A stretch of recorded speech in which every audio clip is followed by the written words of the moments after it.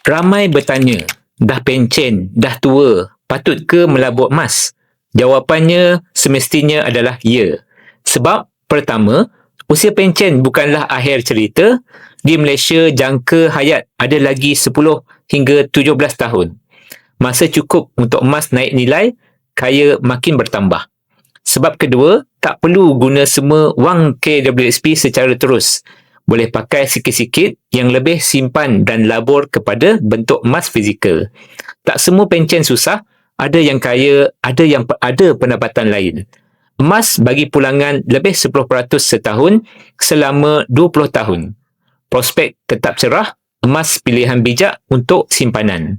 Jadi, walaupun tuan-puan dah berpencen dan tua, jangan takut melabur emas fizikal. Simpan emas di public gold, langkah bijak, jaga simpanan masa hadapan.